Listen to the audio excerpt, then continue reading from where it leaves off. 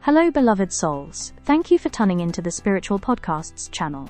This channel is all about good vibes, positive energy, and meaningful conversations.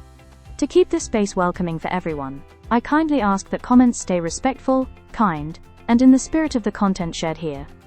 I reserve the right to delete any comments that don't align with this intention. No hard feelings, just protecting the vibe.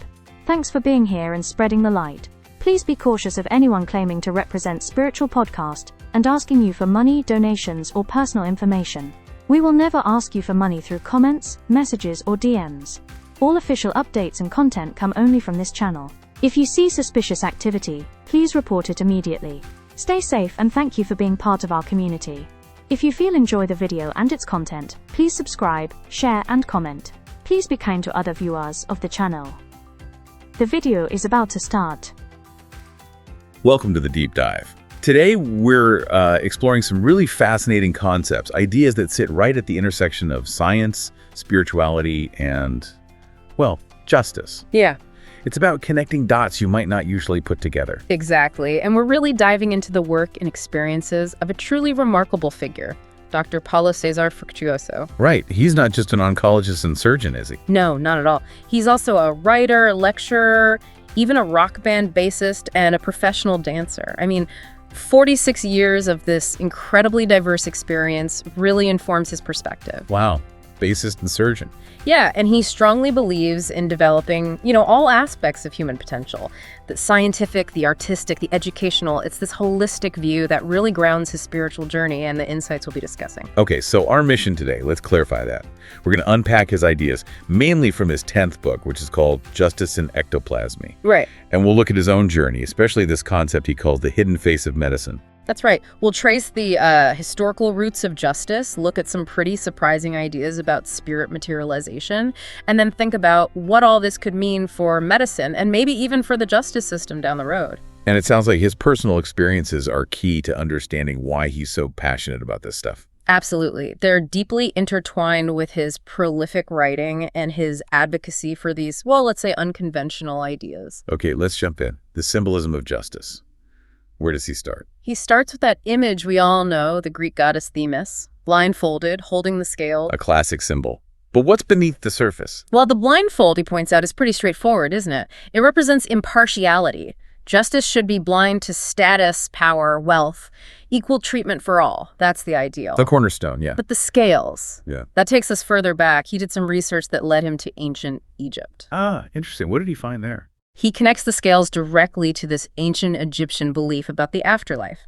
They believed that when someone died, their heart was literally weighed. Weighed against what? Against a feather. The feather symbolized Ma'at, truth, balance, cosmic order. And if the heart was heavier? If it was heavier, weighed down by, bad deeds, the person faced a pretty grim fate. They believed they'd be devoured by Ammit, a deity that was part crocodile, part lion, part hippo.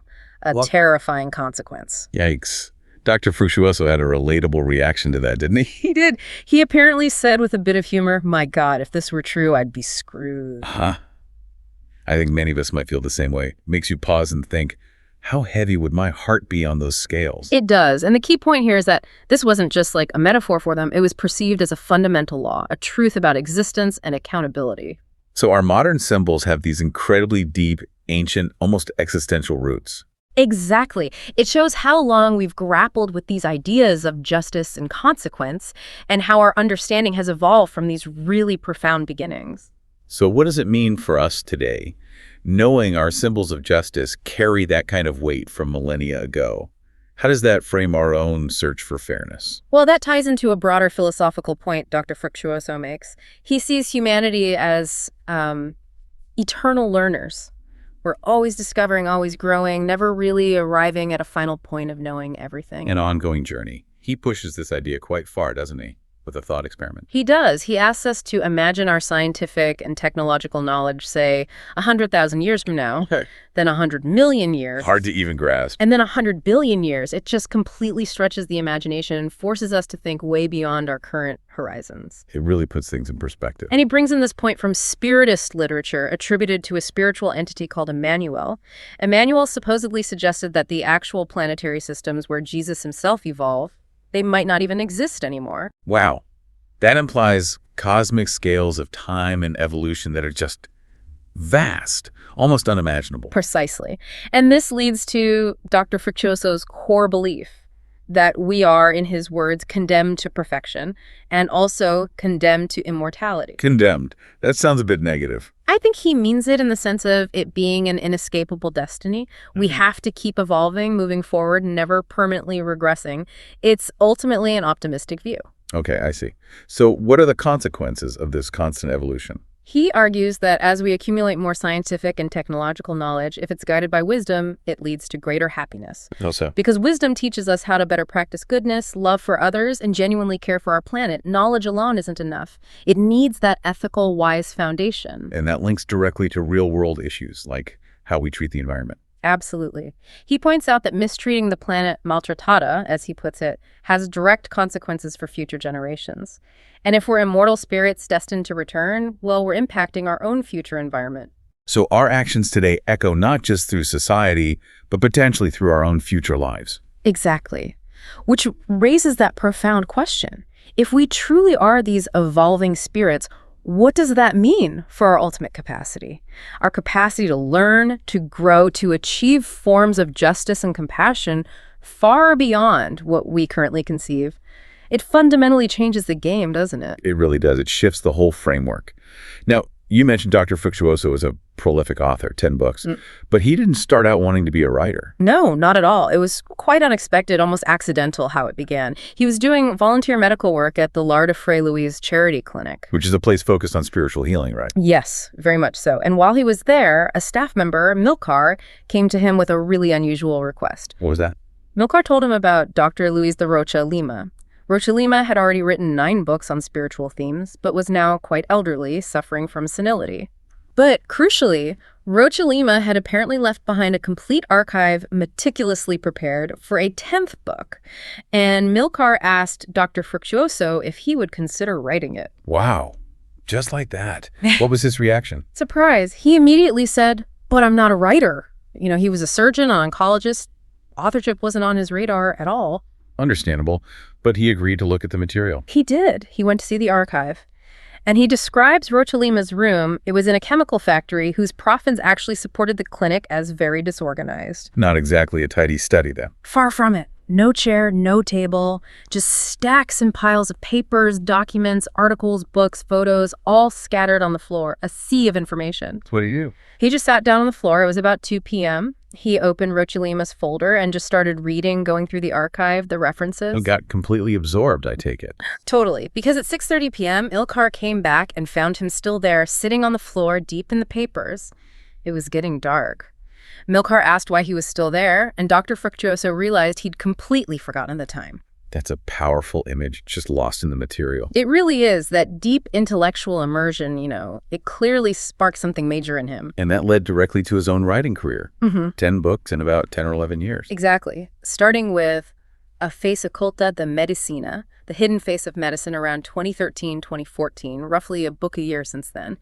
It's an incredible output, really, all stemming from that one afternoon on the floor. Amazing. And Rocha Lima himself sounds like quite a figure. Died quite old. Yeah, 93 or 94. He co-founded Lar de Fray Luis way back in 1947 and wrote Forças do Espírito, Forces of the Spirit, with someone named Lauro Liranaiva. And according to Dr. Fructuoso, Rocha Lima had some extraordinary experiences himself. Apparently so. Dr. Fructuoso relates that Rocha Lima reported making contact with spirits who actually materialized at Lar de Fray Luis. Materialized physically. Yes. And even more astonishingly, Rocha Lima supposedly communicated with these materialized spirits by telephone. By telephone. How would that even work? It's certainly a challenging concept to grasp from our conventional viewpoint, but these were the kinds of accounts and materials Dr. Fructuoso encountered in that archive.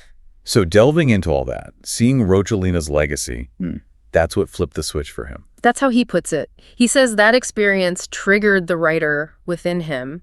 It just shows how one person's life work can ignite a completely unexpected path in another. Incredible. Let's move on to this hidden face of medicine. There was a specific case that really brought this idea home for him, involving a patient named Donna Aioli. Yes, this was a pivotal moment. Donna Aioli had a malignant condition, and Dr. Fructuoso, her surgeon, had scheduled her for an operation. Standard procedure, sounds like. Initially, yes, but then the spiritual dimension intervened. Dr. Fructuoso's spiritual guide, Frederic, apparently informed him that João Pedro, who was considered the leader of the spirit doctors at Lar de Fray Luis, would operate on Ioli first. Operate how? During a materialization meeting before Dr. Fructuoso's planned surgery. This was obviously quite unusual from a medical perspective. I'll see. So what happened next? Did this spirit surgery take place? Well, that's where the confusion came in. A few days later, Frederic gave Dr. Fructuoso the go-ahead to proceed with his surgery. But both he and Rocha Lima were puzzled because, as far as they knew, Ioli hadn't actually been seen or operated on by João Pedro in any tangible way. So they needed clarification. Exactly. They convened a special materialization meeting that Saturday specifically to seek answers about Ioli's situation. And this is where the direct voice phenomenon comes in. Yes. Dr. Fructuoso describes it vividly. Fray Luis, considered a very highly evolved spirit, manifested his voice, not through the medium speaking, but directly. Oh. Through a trumpet. Apparently, a trumpet painted with phosphorescent paint was used. It would lift into the air, supposedly moved by rods of ectoplasm, this vital energy drawn from the medium who was in a trance behind curtains. Ectoplasm. That's this substance believed to allow physical manifestations. Correct, according to Spiritist theory. The trumpet's smaller mouthpiece would somehow connect to the medium, and Fray Luis would materialize only his larynx, using the trumpet to amplify his voice so people in the room could hear it. That's quite a description. Yeah. How did Dr. Fructuoso react to hearing this? He describes it as profoundly moving, one of the most important moments of his current life, he says. And what struck him most was the apparent difficulty involved. Difficulty for Fray Luis to speak. Yes. Because Fray Luis is considered so highly evolved, supposedly in direct contact with the planetary Christ Jesus, Dr. Fructuoso explains it was incredibly hard for him to, quote, immerse himself in our dense environment just to make his voice heard. Like speaking underwater. That's the analogy Fray Luis himself apparently used. It highlights the immense energetic effort required to bridge these dimensional gaps. So did Fray Luis offer guidance? He did. He spoke for about 20 minutes, giving advice to Rocha Lima about the running of Lar de Fray Luis. And then they asked about Don Ioli. Yes, Rocha Lima pleaded for clarification, and Fray Luis's answer was the key revelation. He said, Ioli will be operated by João Pedro through Paulo Cesar. Through him? Yes, and he added that Dr. Fructuoso was a disciplined brother and, crucially, a medium of our medical team. Wow. So confirmation right there. Undeniable confirmation. He was acting as a conduit, a medium for this spiritual healing without even consciously perceiving it at the time. What an insight.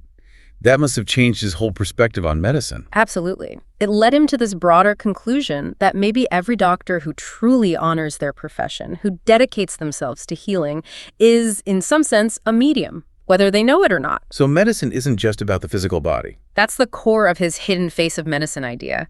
He, as the surgeon, treats the physical cocoon, the body, but there's also the butterfly, the spirit, being simultaneously cared for by these unseen spiritual doctors, a parallel healing process. And these spirit doctors? Yeah. How does he describe them? He suggests their bodies are made of the same basic elements as ours, but the atoms vibrate at a higher frequency or on a higher plane. That's why, he posits, we can't normally see or hear them. They exist just outside our sensory range. And they can do things like pass through walls, travel instantly. According to his understanding, yes. Pass through concrete, travel vast distances just by thinking. It sounds like science fiction, but it's central to his model of these other dimensions. And he thinks this is what awaits us. He believes that when we pass over, transition to these other dimensional realms, which he calls parallel universes, we'll gain these abilities. And from there, we'll be able to intuitively guide and assist our colleagues still working on the physical plane through inspiration and mediumship. A multi-dimensional healthcare system, in effect. He would say that, a continuous interaction between dimensions for the purpose of healing. It really makes you think, what if every doctor, every nurse, every healer approached their work with this awareness? What difference could that make? It's a profound question, isn't it? The potential impact on compassion, understanding, maybe even treatment outcomes. It's vast. Okay, so building on that foundation, how did he get from hidden face of medicine to justice and ectoplasmy? What sparked that specific connection? The direct catalyst was an invitation to speak at the OAB the Brazilian Bar Association in Rio. Ah, so addressing legal professionals. Exactly.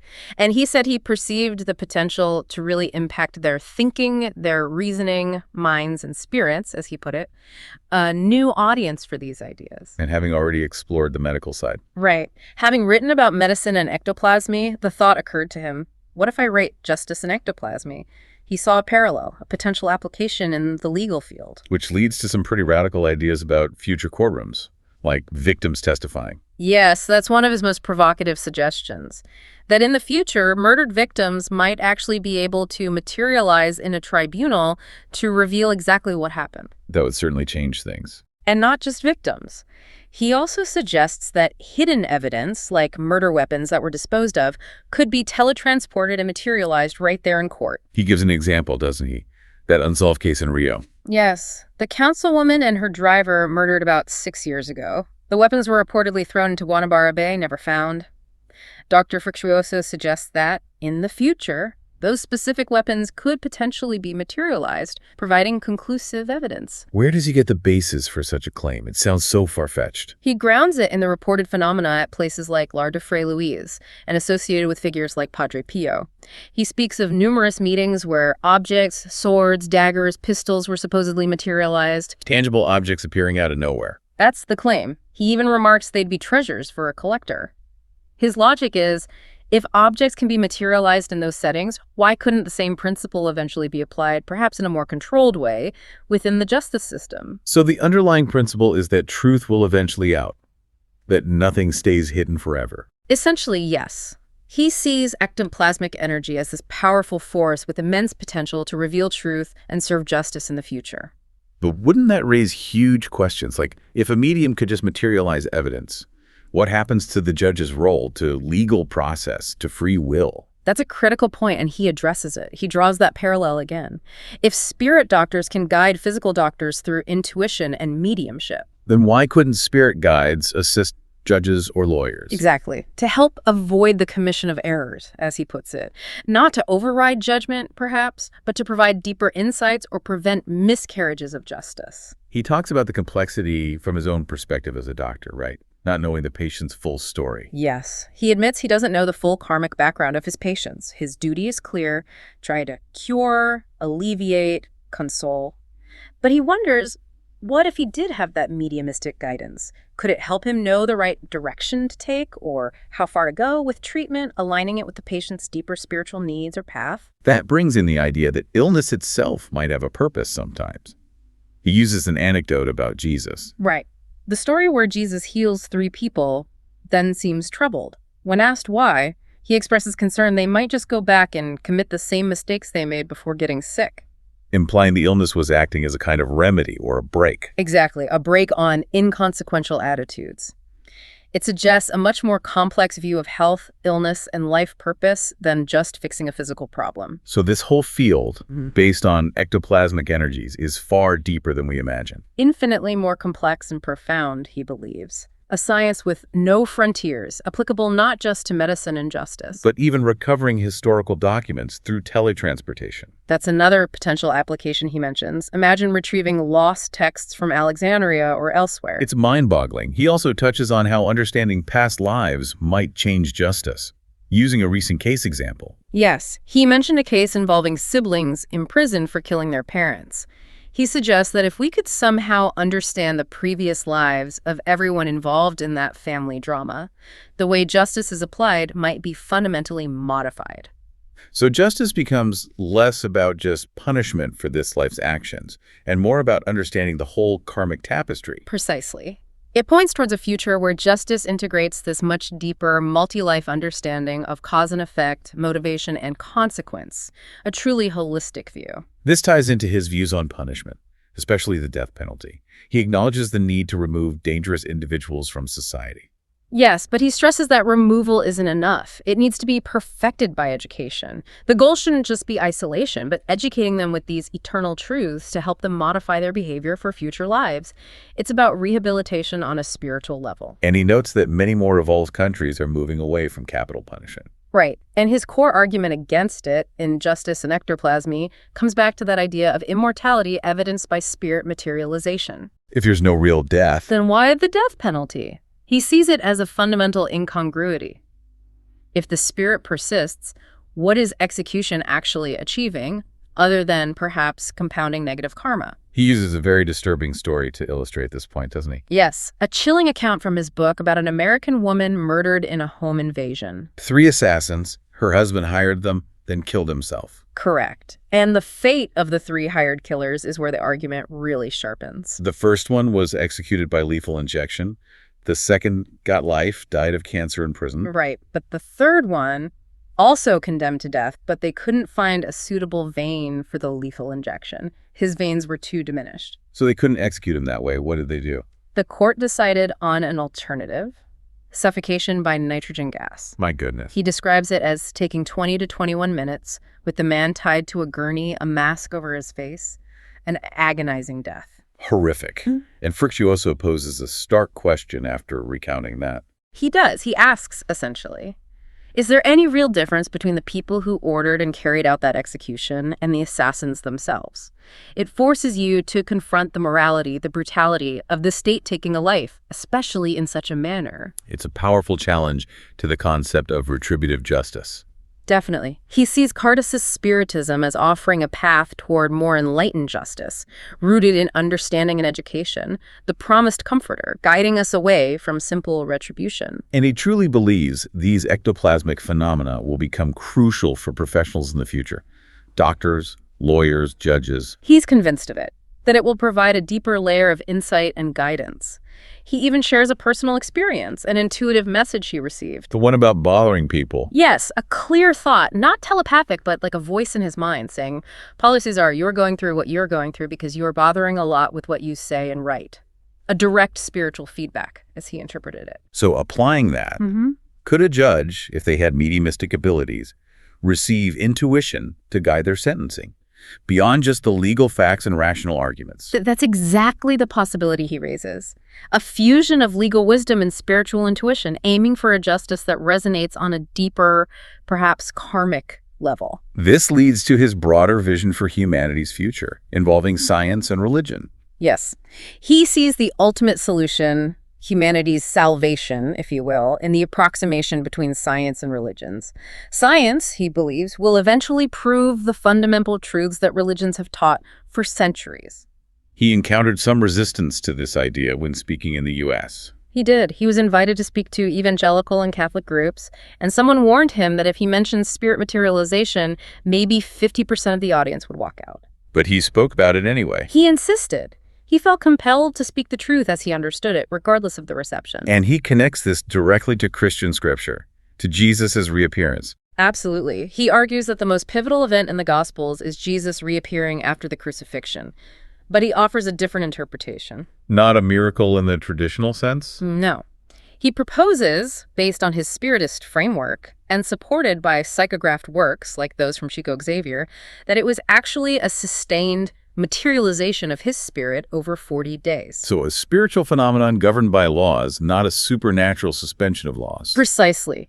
He's offering a way to understand this cornerstone event through the lens of spiritual science, bridging faith, and phenomena. And he uses a historical case to show how these phenomena have actually intersected with the justice system before. The medium Helen Duncan. Yes. The tragic story of Helen Duncan, the Scottish physical medium during World War II. It's a stark example. What was happening during the war? The British government was trying to keep morale up, so they were suppressing news about heavy naval losses ships, like the HMS Barham, the HMS Rudyard, torpedoed by German U-boats with thousands of sailors lost. But the truth was coming out through Helen Duncan. According to the accounts Dr. Fructuoso relies on, yes. Deceased sailors were apparently materializing during her seances, telling their relatives exactly what ship they were on and how they died. Information the government was trying to hide. The government couldn't have liked that. Not at all. They sent disguised police to infiltrate one of her seances. They tried to grab the materialized figure. Grab a materialized spirit. Yes. But the figure reportedly disintegrated in their hands, and the ectoplasm snapped back violently into Helen Duncan's body, apparently causing her severe injury, almost killing her. Good heavens, what happened to her legally? She was put on trial, not for espionage or revealing secrets, but under a ridiculously outdated 16th century Witchcraft Act. A witchcraft law. In the 1940s. Incredible, isn't it? Her lawyer actually requested permission to demonstrate her mediumship, a materialization, right there in the courtroom to prove she wasn't a fraud or a witch. What did the judge say? He refused, point blank. Said he wouldn't turn his courtroom into a circus. So Helen Duncan was convicted and imprisoned as a witch. Unbelievable. Yeah. And her story didn't end well, did it? No, it's very sad. After she was released, she apparently resumed her mediumship. The same phenomena occurred. The police intervened again during a seance, and she died just a few days later. It's a devastating illustration of the persecution and lack of understanding mediums often faced. A truly harrowing story. No wonder it was stuck with Dr. Fructuoso. He even thought of a book title based on it. Yes, apparently the idea just came to him spontaneously. The Incredible Physical Mediumship. Perhaps his 11th book. These ideas clearly drive him. His recent trip to Italy seems to have deepened these reflections, too. It seems so. His book, A Face Oculta da Medicina, is out in Italian now, along with German, Spanish, English, French. So he was there giving presentations. Where did he travel in Italy? Calabria, Naples, which is where his mother's family came from, then Assisi, St. Francis' City, and Rome. 4 presentations in total. And he had a powerful experience in Rome. Yeah. At the Colosseum. Yes, he described trying to mentally transport himself back 2,000 years, imagining the scene. What scene specifically? Picture an early Christian arrested for their faith, inspired by apostles like Paul and Peter facing the lions in that arena. The sheer terror, but also the incredible courage they displayed. You wondered where that courage came from. Exactly. He asked himself, was it just the words of the preachers? Or did those early Christians also witness physical phenomena, materializations, direct voices, healings, tangible proof that gave them such unwavering conviction, even in the face of death? And he relates that to his own conviction. Directly. He says his own courage to talk and write about these controversial topics comes from having personally witnessed these phenomena for 40 years. The direct experience is the bedrock. He finds parallels in other historical or scriptural accounts. Yes, like the direct voice phenomenon mentioned in the Spiritist book Paulo y Estevam, supposedly occurring in Antioch, or Saul of Tarsus's conversion, seeing the materialized Christ, being blinded by a light so intense others perceived it too. That physical element was key to his transformation into Paul. Even the origins of Spiritism itself. Right. Allan Kardec, the founder, wasn't initially convinced by philosophical arguments. He was drawn in by the physical phenomena of the moving tables. He recognized an intelligence and an ectoplasmic energy at work, which prompted his systematic investigation. So for Dr. Fructuoso, physical manifestation is often crucial for establishing spiritual truth. It seems so. He comes back again to Jesus's 40-day materialization. He genuinely believes that tangible proof was essential for Christianity's survival. Without it, the message might have just died with Jesus in the tomb. And having this knowledge, witnessing these things, comes with a responsibility. A huge responsibility, in his view. An obligation not to keep this knowledge to ourselves. It needs to be shared. He applies this very directly to societal issues like corruption. Very directly. He talks about public officials who misuse funds meant for health, education, sanitation, basic needs. He sees this as a profound betrayal of trust. With serious spiritual consequences. Extremely serious, according to the framework he presents. He speaks of this misguided conduct causing actual deformations of the perispirit, the spirit body or aura. Deformations so bad. So severe, he suggests, that such individuals can't reincarnate on more advanced planets of regeneration. Instead, they have to go back to much more primitive worlds, like Stone Age planets, maybe similar to those of Pithecanthropus or Neanderthals. Go back. To do what? To use the knowledge and intelligence they did accumulate to help the less evolved beings on those primitive worlds. It's presented as a form of cosmic justice and long-term rehabilitation, a way to rebalance the harm done. Because everything we do leaves a mark. Yes. He uses the word grafado, recorded, engraved onto our perispirit, our aura, like a permanent record, visible after death. No secrets in the spiritual realm. He shares a particularly vivid, almost gothic example of this from his book. The medieval executioner, yes. Yeah. Apparently, this executioner materialized during a seance against his will and was even photographed. What did he look like? He appeared dressed in heavy, checkered executioner's clothes, hands tied, wearing a massive hood. And the photo supposedly captured pure terror on his face, or what could be seen of it. Why was he still dressed like that? According to the spirit guide Padre Isabel, the clothes had become soldered as a thought form to his paraspirit because of his intense remorse. This thought form, this guilt made manifest, was preventing him from finding relief or moving on through reincarnation. Stuck in his own self-created prison. A chilling image. Yeah. And Fructuoso draws a modern parallel. Yes, he equates diverting essential public health funds to, in effect, decapitating countless people who suffer or die as a result. And he asks that piercing question, if people engaging in such corruption truly understood the paraspiritual record, the karmic consequences, maybe even ending up like that executioner, they still do it. It definitely adds another dimension to accountability. He also faced obstacles himself trying to share these ideas. The trip to Uberaba. Ah, yes, the book launch for Justice and Ectoplasmy at the Spiritist Book Biennial. A difficult journey. His flight was canceled. Under strained circumstances. Yes, first there was some mention of a subtle black cloud near the plane, then suddenly a problem with documents. It all felt suspicious to him, maybe not just random bad luck. But he was determined to get there. Absolutely, no other flights available, so he ended up taking a car. A 10.5-hour drive. Wow. Arrived back in Rio at 4:30 in the morning just to be ready for his book launch at 10 a.m. That's serious dedication. And he wondered if this was connected to that earlier message about bothering people. He raises the possibility, was this some kind of subtle interference, an attempt to stop him because his message was challenging or disruptive to certain forces, perhaps? Makes you wonder, doesn't it? How often do we face weird obstacles when we're trying to do something important? Is there more going on than meets the eye? It's a question he clearly ponders. He also shares something deeply personal, doesn't he? About his granddaughter. Yes, it's incredibly poignant. His granddaughter was born with microcephaly caused by the Zika virus during the epidemic. She's 8 now, cannot speak, walk, or eat normally, fed through a tube. A profound personal tragedy for him and his family. And he used this experience to challenge religious leaders. He did, at a seminar on spirituality and medicine. He presented this situation, this innocent child suffering so intensely, and asked them for answers, for explanations within their frameworks. How did they respond? He found their answers deeply lacking. Some just offered platitudes like, stay firm in faith. Others apparently stated that, from their traditional religious perspective, the word why is not part of our vocabulary when facing such suffering. That didn't sit well with him at all. Not remotely. He passionately argued back that the question why is the very engine of scientific discovery and human progress. To tell a medical student or anyone grappling with such a tragedy that why is off limits, he found that intellectually bankrupt and deeply unsatisfying. So for him, what is the answer, or at least a framework for understanding? The only answer that satisfies him, that provides a sense of underlying justice and purpose within an infinitely perfect divine system, is reincarnation.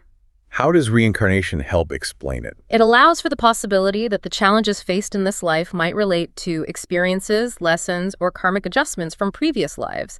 It offers a broader context, suggesting that suffering isn't random or meaningless, but part of a larger evolutionary journey for the spirit. He tries to connect this to biology too, doesn't he? The paraspirit idea again. Yes, he draws a parallel with embryology. How does a zygote, initially just identical cells, know how to differentiate into incredibly complex, specialized cells, neurons, bone cells, skin, eyes? A fundamental mystery of biology. Exactly. He posits that there must be an extra physical form or blueprint guiding this process, the paraspirit. And he notes that mainstream science is starting to explore similar concepts, like the morphogenetic field. He sees it as science catching up to spiritual insights. It's a constant effort to bridge these worlds. But he also learned caution early on from Rocha Lima. Yes, a very important lesson. When Dr. Fructuoso was newly enthusiastic, wanting to rush out and tell all his medical colleagues about spirit doctors and spiritual healing, Rocha Lima advised him to slow down. He did. Rocha Lima wisely told him 2 things. First, that the phenomenon doesn't modify anyone, internal reform does. Seeing miracles or materializations doesn't automatically change a person's heart or character. True change comes from within. That's profound. And the second thing, he also advised him not to push it on colleagues who might already be spiritually advanced in their own way, even without formal religion or prayer. He said some colleagues were ahead, and their dedicated ethical lives were already a form of continuous prayer. So respect individual paths and readiness. It's not about forcing belief. Exactly. It emphasizes the need for inner transformation and recognizes that spiritual development takes many forms. Looking ahead then, What does Dr. Fructuoso envision for the future of healing based on this knowledge of ectoplasm? He has some truly amazing, almost futuristic visions. He talks about potentially curing blindness by teletransporting spirit cells directly to the damaged eye. Teleporting cells. That's the concept. Or using mediumistic vision, described as transparent and ultramicroscopic, to detect tumors when they're just a single aberrant cell, allowing for intervention at the very earliest stage. Like advanced spiritual diagnostics. What about cures like those attributed to Jesus? Leprosy, paralysis. He interprets those not as supernatural miracles, but as applications of this advanced spiritual science.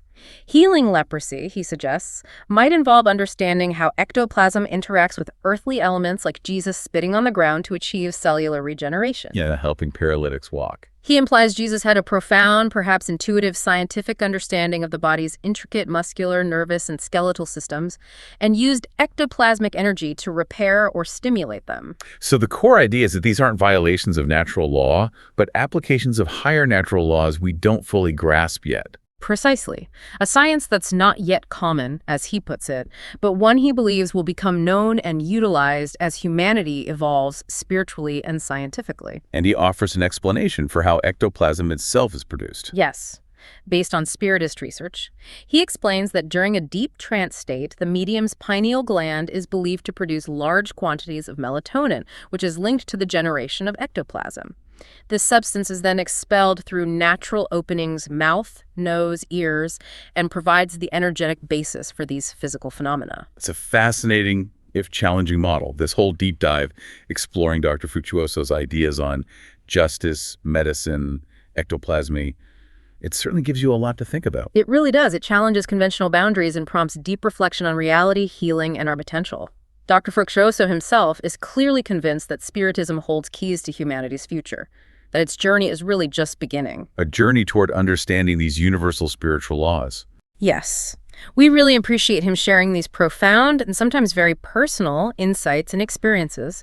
And for you, listening, we hope this encourages your own journey of discovery and questioning. Keep connecting those dots in your own way. Because if Dr. Fructuoso is right, we are all immortal spirits. We will witness this continuing evolution, and everything we do, every piece of knowledge we seek and apply, has consequences that ripple outwards through this life and beyond. How does that knowledge shape the choices you make today, tomorrow? It's the ultimate question, isn't it? As we wrap up, think about justice. Think about those unseen influences. Think about the responsibility that comes with being an eternal learner on this path of growth.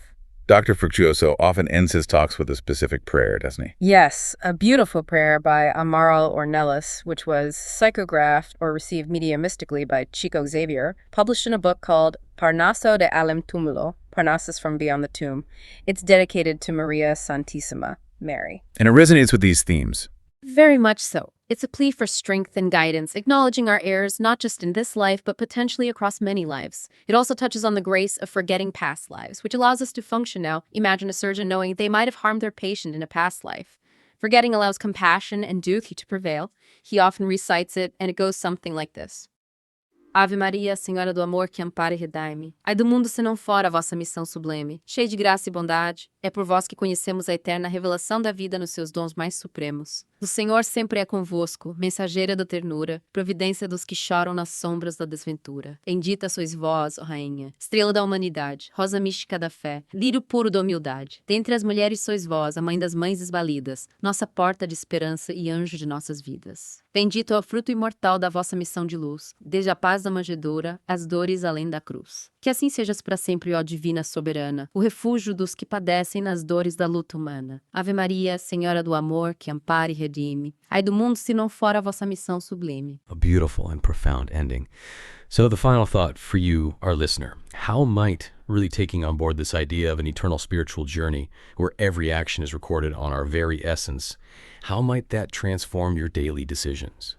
Knowing every choice contributes not just to your own evolution, but maybe to the future of justice and healing for everyone.